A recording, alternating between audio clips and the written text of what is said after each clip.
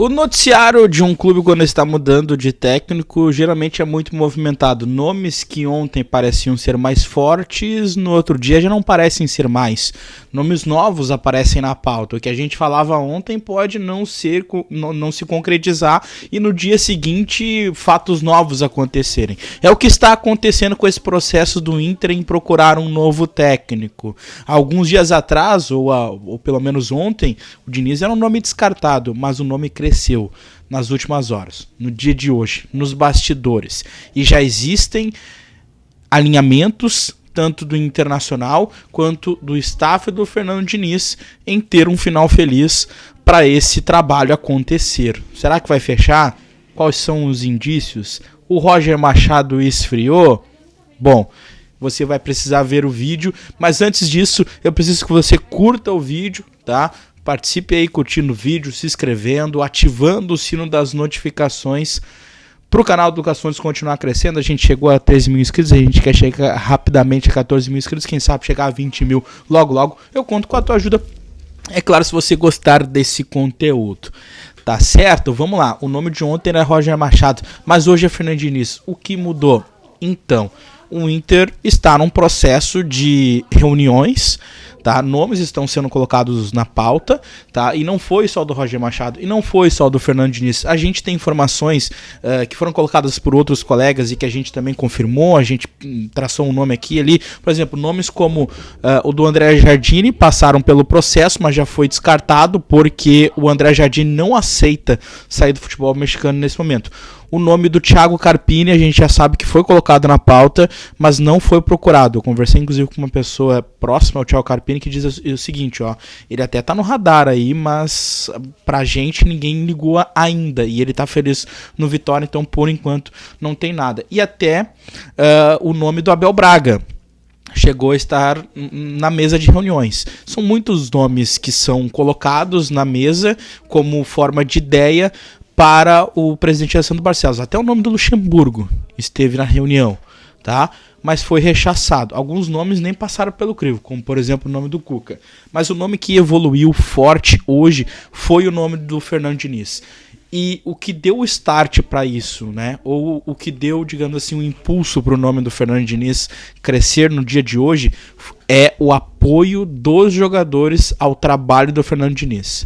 Tá? Existe um movimento entre atletas que gosta da forma com que o Diniz arma os seus times, joga com seus times e sua gestão de vestiário. Sobretudo por ele ser um cara que trabalha muito o mental dos jogadores e que também tem um processo interessante na formação de jovens jogadores. Ficou muito até famoso a gente dizer aqui que o Fernando Diniz tem um time de idoso, velho, os caras tem Felipe Melo lá, Fábio, Cano, um monte de idoso, Marcelo. Mas o trabalho do Diniz, principalmente no ano passado, nesse processo todo que ele fez com o Fluminense, que naufragou nesse ano, mas que ano passado trouxe o título da Libertadores, é um trabalho também de trabalhar em cima de jovens, né? E aí eu vou citar alguns, o nome do Kennedy, né, que é um jogador que inclusive ele recuperou não só ele como um atleta, mas como um ser humano também, né? O Fernando Diniz inclusive é formado em psicologia. O nome do Alexander, do Martinelli, né? Entre outros, tá? Se fala muito bem da gestão do Fernando Diniz em relação a jovens jogadores, que é o que faltava no trabalho do Eduardo Cudê. Inclusive nos últimos dias de trabalho do Eduardo Cudê, muito se falou que isso atrapalhou, inclusive, o ambiente de vestiário, a forma como que ele tratava os jovens atletas, que não era boa, né? Então assim, o nome do Fernando Diniz cresceu muito nas últimas horas e há alguns indícios disso, tá? Quando a gente vai conversar com pessoas próximas ao Fluminense, as pessoas já falam o seguinte, ó, o Fernando Diniz não fecha portas pro Inter, porque há alguns dias veio a informação que o Fernando Diniz não trabalharia mais em 2024, tá? Essa informação, não que ela não procede, mas talvez ela tenha, a cabeça do Diniz tenha mudado, tá? A informação que a gente recebeu hoje é que o Fernando Diniz, ele vê com bons olhos sim o Internacional e ele quer rapidamente apagar a má impressão que o 2024 do Fluminense deixou e a passagem da seleção brasileira deixou. Ele entende que ele não pode ficar muito tempo fora do mercado, porque senão as pessoas vão cada vez mais tratar o Fernando Diniz como um técnico que só deu certo um ano, de 2023. O Fernando Diniz entende que precisa se recolocar rapidamente ao mercado, mas para isso ele precisa ter um bom time nas mãos, e ele entende que o Internacional é um bom time, tá? Conversei também com uma pessoa muito próxima ao Fernando Diniz que me deu algumas informações que são importantes. O Fernando Diniz nesse momento está no exterior passeando com a sua família, tá? Mas ele não fecha as portas para o Internacional por conta disso. E se, dependendo do projeto que o Inter oferecer e o que o Inter desejar dele, ele volta rapidamente sim, tá? Para amanhã é impossível, não tem como voar agora do exterior para cá, ainda mais aqui, nós não temos aeroporto aqui, o Salgado Filho não está funcionando, então tem uma série de problemas. Para amanhã é impossível, o treinador vai ser o técnico do Sub-20, o Pablo Fernandes. Mas, depende pro jogo do Rosário, se houver aí uma conversa que tenha avançado nas últimas horas, ele pode sim pegar um voo e tentar chegar o mais rápido possível aqui para Porto Alegre e já emendar a viagem para Rosário. Então, ele não fecha as portas para o Internacional. Teve um post do Eduardo Barros, que é auxiliar técnico do Fluminense, foi auxiliar dele no Fluminense, foi auxiliar dele na seleção brasileira e que trabalha junto com ele, em que ele se despede do Rio de Janeiro, né? Vou colocar até aí o post na tela.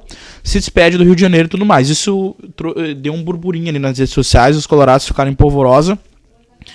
E há relatos também, a gente chega lá no Instagram dele e vê que ele segue o Inter, segue o Barcelos, segue o Léo Martins, preparador de goleiros.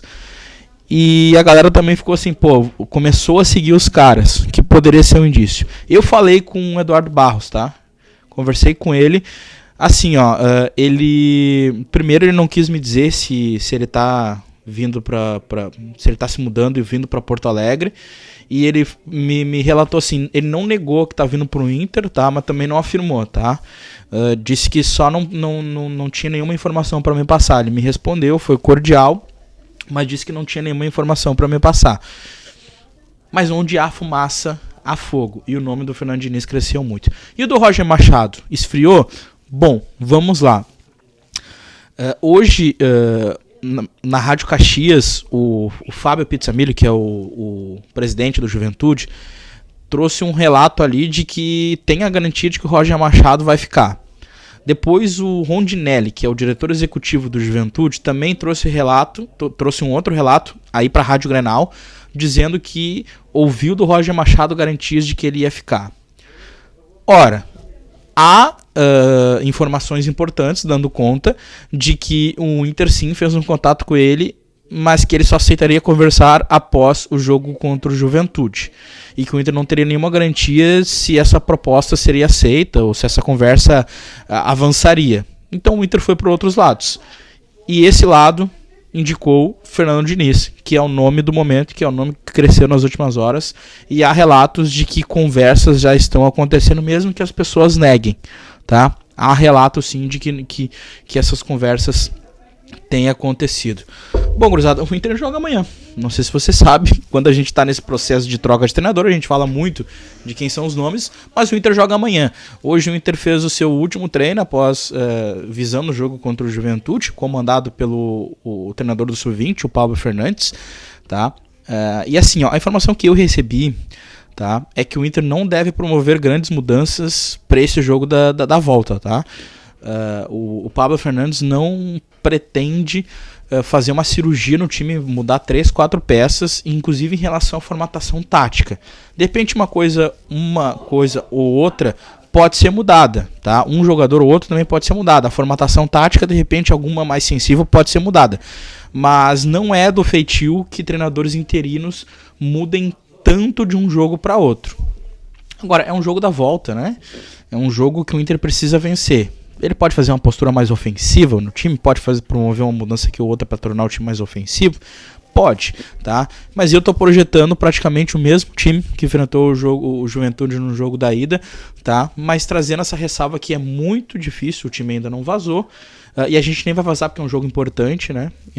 Então a gente como postura não vai vazar para não prejudicar o Internacional, mesmo que a gente tenha algum tipo de informação, mas o time deve ser parecido com o jogo da ida, que tem Antero no gol, Bustos na lateral direita, tá? Vitão e Mercado na zaga, René na lateral esquerda, mas eu coloco uma dúvida entre René e o Robert Renan, tá? O René ontem não apareceu no vídeo que o Inter colocou nas suas redes sociais do treino, tá? Mas pode ser que tenham feito uma tomada ali para esconder o René, ou pode ser que ele tenha ficado apenas numa parte interna da academia sendo preservado para ontem. O treino de hoje foi fechado e o Inter não soltou imagens. Então eu coloco uma dúvida ali entre René e Robert Renan. Na arte tá o René aí, mas o Robert Renan pode aparecer de novo na lateral esquerda, tá? A Fernanda abrindo meio campo, com o Bruno Henrique na segunda função, o Wanderson e o Wesley nas pontas, Alan Patrick e Ener Valencia na frente, mas eu trago aqui a ressalva porque que é um dos times mais difíceis de prever, porque, enfim, técnico interino que a gente não conhece, podem ser feitas algumas mudanças, né, de ordem tática e técnica no time. Comentei aqui o que vocês acharam a respeito de todas essas informações. Estarei amanhã em Caxias do Sul para fazer a cobertura junto com o canal do Baldasso. Falou, até a próxima, tchau.